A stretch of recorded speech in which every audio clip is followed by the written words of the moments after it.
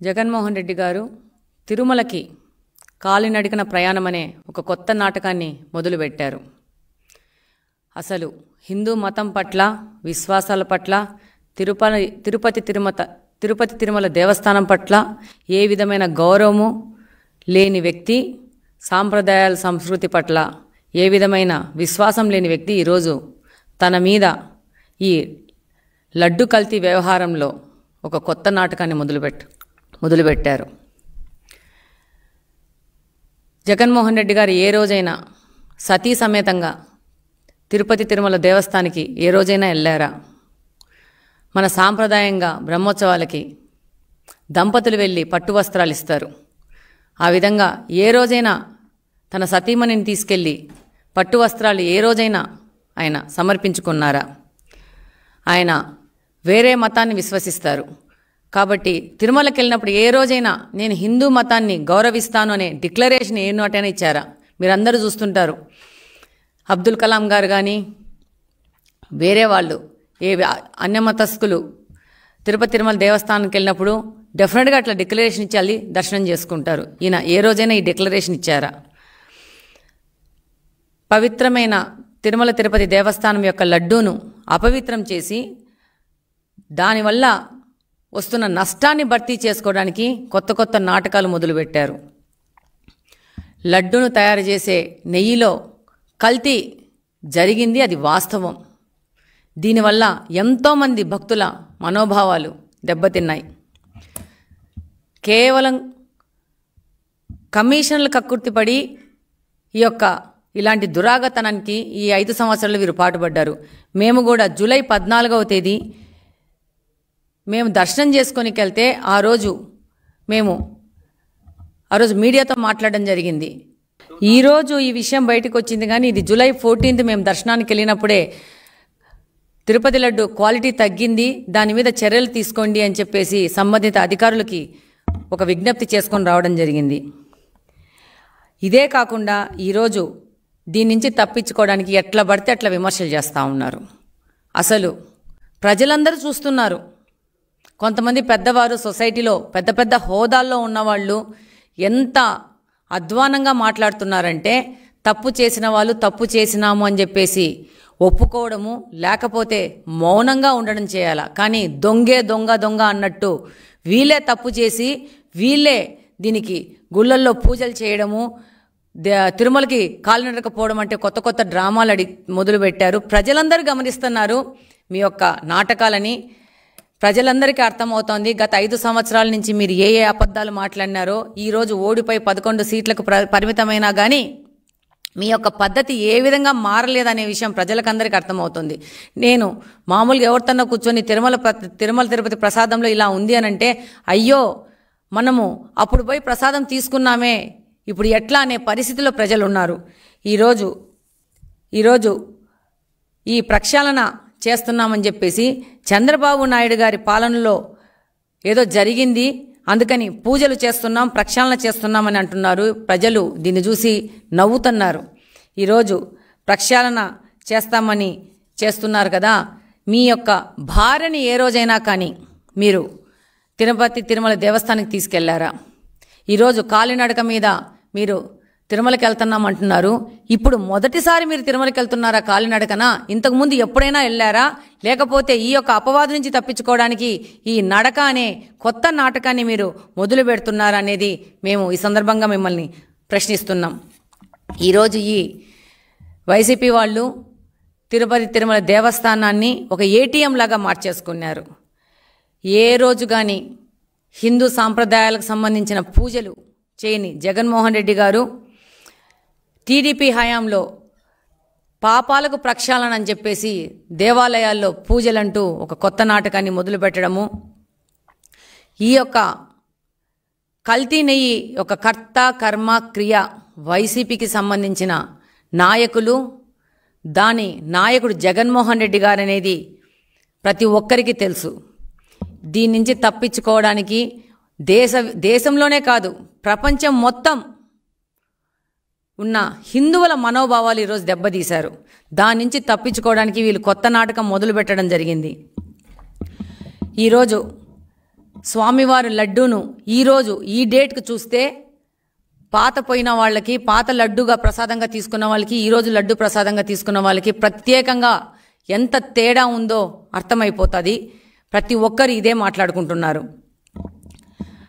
ప్రపంచవ్యాప్తంగా తిరుపతి తిరుమల దేవస్థానం యొక్క లడ్డూకు ఎంతో విశిష్టత ఉంది. ప్రతి ఒక్కరూ తిరుపతి లడ్డూ కోసం ఎదురు చూసే పరిస్థితుల నుంచి తిరుపతి లడ్డూ మనం తిన్నామా ఈ 5 సంవత్సరాల్లోనే బాధపడే స్థితికి ఈ వైసీపీ ప్రభుత్వము మన తిరుపతి తిరుమల దేవస్థానాన్ని తీసుకొని వచ్చింది. రివర్స్ టెండరింగ్ అనే ప్రక్రియ అధికారంలో రాగానే మొదలుపెట్టి, అది పోలవరం ప్రాజెక్టుతో మొదలుపెట్టి రివర్స్ టెండరింగ్ అని చెప్పేసి కమిషన్లు కకృతిపడి దాన్ని, ఆ రివర్స్ టెండరింగ్ని టీడీటీకి కూడా, తిరుపతి తిరుమల దేవస్థానానికి కూడా అంటించి ఆ రివర్స్ టెండరింగ్లోనే కమిషన్ల కక్కుర్తిపడి ఈ విధంగా కల్తీలు చేయడం అనేది చాలా బాధాకరమైన విషయము. ప్రతి ఒక్క హిందువు, ప్రతి ఒక్క భక్తుడు, తిరుపతి తిరుమల దేవస్థానికైనా ప్రతి ఒక్క భక్తుడి మనోభావాలను దెబ్బతీశారు. ఈరోజు ఆ పార్టీలోని పెద్ద మనుషులు, పెద్ద పెద్ద హోదాలో ఉన్నవాళ్ళు, స్పీకర్ హోదాలో ఉన్నవాళ్ళు ఆ రోజు వాళ్ళకి ప్రభుత్వ యొక్క న్యాయపరమైన సలహాలు ఇచ్చేవాళ్ళు మాట్లాడుతున్నారంటే ప్రతి ఒక్కరు ఆలోచించాలా. ఎంత అధ్వానంగా మాట్లాడుతున్నారంటే ఇక మనము ఇక్కడ మాట్లాడుకోనికి కూడా మనకు సిగ్గేసే విధంగా మాట్లాడుకుంటున్నారు. వీళ్ళే కల్తీ చేశారు, మళ్ళీ వీళ్ళే వెళ్ళి గాంధీ బొమ్మ చుట్టూ, విగ్రహం చుట్టూ నల్ల చొక్కాలు వేసుకొని తిరగడం అనేది అసలు ఏమి మాట్లాడాలో అర్థం కావట్లేదు. ఈ జగన్మోహన్ రెడ్డి గారు తన సిబిఐ కేసుల మీద మాత్రము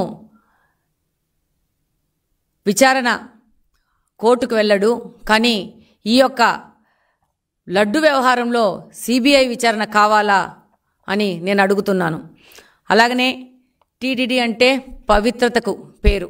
అలాంటి పవిత్ర సంస్థ పాలక మండలిలో సభ్యులుగా ఎలాంటి వాళ్ళని నియమించారు వీళ్ళ హయాంలో?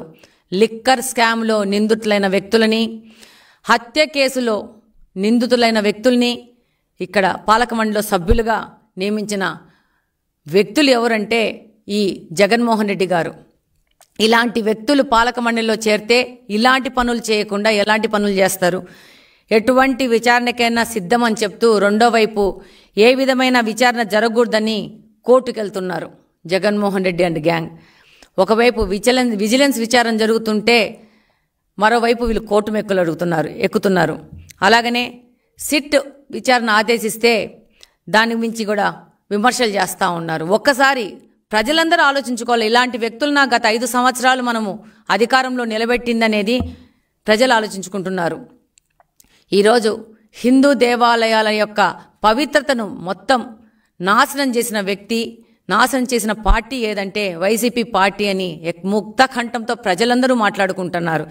ఏ యొక్క మతానికి ఇంత అగౌరవము, ఇంత అభద్రత ఏ పార్టీని, ఏ రాజకీయ పార్టీ ఇంతవరకు కలగజేయలేదు. ఈ యొక్క 5 సంవత్సరాల్లో ఈ వైసీపీ పార్టీ ఈ యొక్క టీటీడీ బోర్డును కానీ, టీటీడీ పవిత్రతను కానీ దిగజారు చేసింది.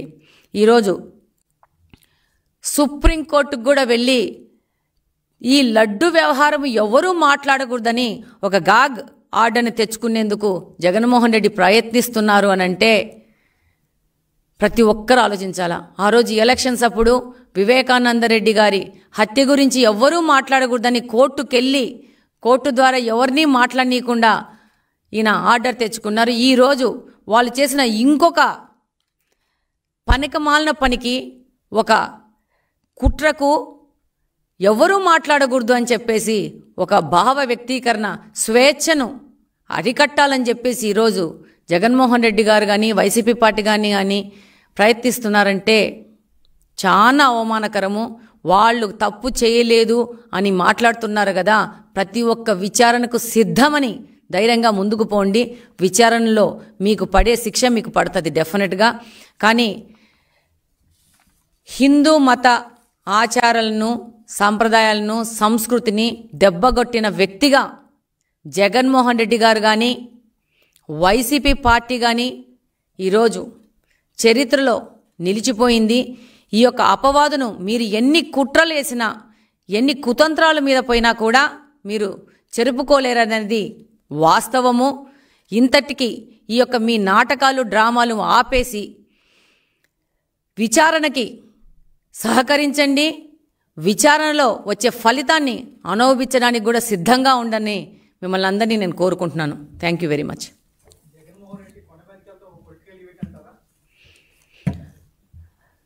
డెఫినెట్గా జగన్మోహన్ రెడ్డి గారు ఈరోజు 11 సీట్లతో గెలిచి ఆయన చేయడానికి పని ఏమీ లేక ఆయన తన మీద ఉన్న ఈ యొక్క ఆరోపణలను ఎదుర్కోలేక ఇలాంటి ఒక నాటకాలకు మొదలు పెట్టారు.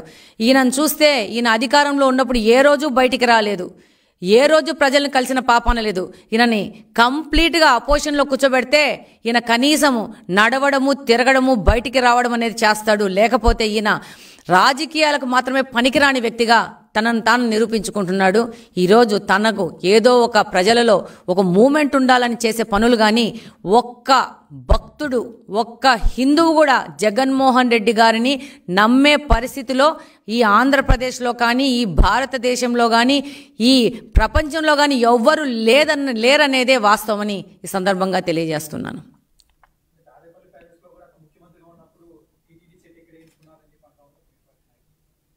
డెఫినెట్గా మనం అందరం చూసినాం సోషల్ మీడియాలో ఎంతో డబ్బు ఖర్చు పెట్టేసి మనము పన్నుల రూపంలో ఇచ్చిన డబ్బులని వాళ్ళ యొక్క ఆనందాలకి దుర్వినియోగం చేసిన వ్యక్తి ఒక ముఖ్యమంత్రి ఎవరంటే జగన్మోహన్ రెడ్డి గారు. ఆ రోజు మనం అందరం చూసినాము. ఆయన సతీమణి భారతి గారికి ప్రసాదం ఇస్తే దాన్ని టిష్యూ పేపర్లో తీసి పక్కన పడేసిన సందర్భాన్ని కూడా మనము మీడియా ద్వారా సోషల్ మీడియా ద్వారా మనం చూసినాము.